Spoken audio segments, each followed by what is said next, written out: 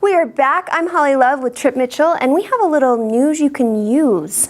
Are you ready for some news, Trip? I am. The first story is kind of an interesting trend. I'm picking the stories today, but yeah. Well, let's get after it. We were thinking about our guests coming up, and this first one is BYU professor Julie Valentine. She's been doing a study. She is a sexual assault nurse examiner at BYU, and she has done hundreds of these examinations, and yet she's only been called in to testify or follow up with only one case. So she started asking around at BYU, and she's done a study and figured out that there is only a 6% follow-up on all sexual assault charges. So then this has got new energy because then the police looked into it and they're looking at it and they have hundreds over the past 10 years, which is the part that's really devastating. So basically, my understanding, the Salt Lake Police Department has evidence that's been gathered Yes. that has not been processed. Rape kits specifically that have not been processed over the past 10 years.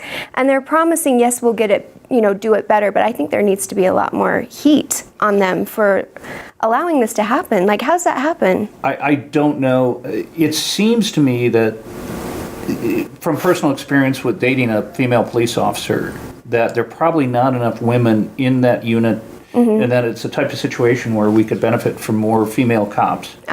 And maybe there needs to be a department within the Department of Justice on the federal level, and then certainly District Attorney's Office on the local level that needs to work on that. And you having lived in Utah during the 80s, and Utah is an evolving place, and one would think at BYU that wouldn't be a problem, but I guess I'm totally naive to that.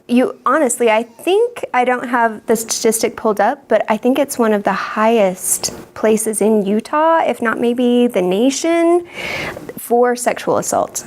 I think because shocking. Exactly what you're thinking, predators are attracted to the naive, young girls that are there. And the girls are naive and young, and they think the same thing you do. They're safe. They're in a religious community, a religious school. They'll be fine. And that's just not the case. I mean, we have the gun show coming up, and I mentioned earlier, I do have my concealed carry. I don't actually do it yet. But situations like this, and, like, of course, the New Orleans situation, makes me think there's good to having those if you actually know how to defend yourself and do it right. And I would think that as not a father, I've never had kids, but if I had daughters, I would certainly enroll them in self-defense classes and give them the tools to protect themselves. And as a guy, you don't, and I'm kind of a big guy. A little bit. but there's situations where I'm uncomfortable. And in Salt Lake, by and large, it's such a relatively safe city. My radar doesn't go on that often. But even as a guy, there's sometimes I'm scared. It's hard to imagine what it's like to be a girl. Exactly. It's not fun. It totally stinks to be. During the course of a year, how many times are you scared?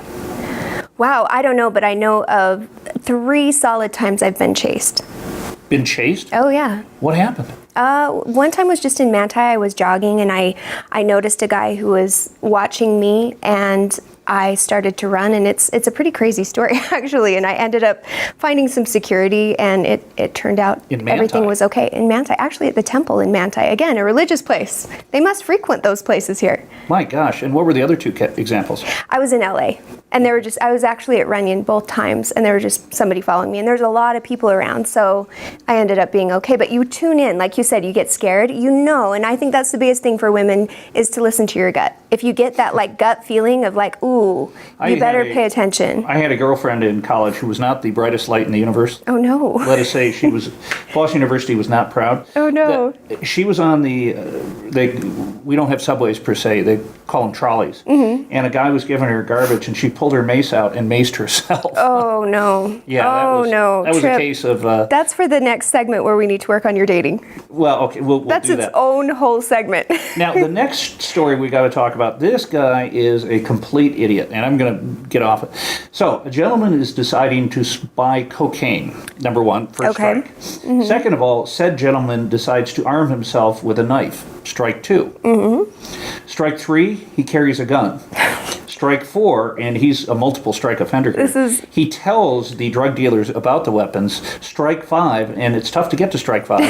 The drug dealers take the weapons from him, and strike 6, they beat him up. Of course. I mean, all of these things, it's silly. Well, and I relate to this. A number of years ago in Las Vegas, my friends and I would do house flipping. And Okay. we were in a horrible neighborhood in Las Vegas on a Sunday. And it was a rough, horrible neighborhood. Okay. Cut to Sunday, about 1 in the afternoon, I see a white BMW convertible with Utah plates. Really? And a couple who couldn't have been over 18, blonde, beautiful couple, boy and girl, Oh, no. down there to buy drugs. And Really? yeah, you don't go in that neighborhood for any other reason. I thought that maybe they were coming to see your house. Okay, yeah. I was giving him the benefit of the doubt.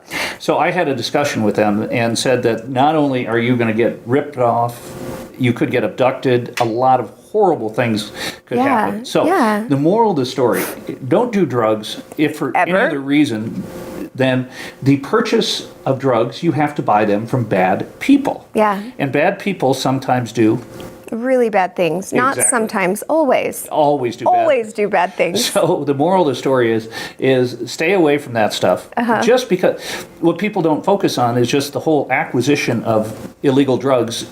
You can many bad It's a things. crazy can happen. process. Yeah, it really is, and And then don't even get me started on actually trusting a drug dealer to give you something that's not going to make your brain explode. That's always like, the Food and Drug Administration doesn't. they don't deal- regulate those things. And another piece of business advice: if you're going to do business with someone and their favorite movie is Scarface, you might want to reconsider doing business with that individual. I actually love Al Pacino, but that's okay. So That's another story. that's your news you can use today. Do not do drugs. Do not purchase them illegally. Not consume them.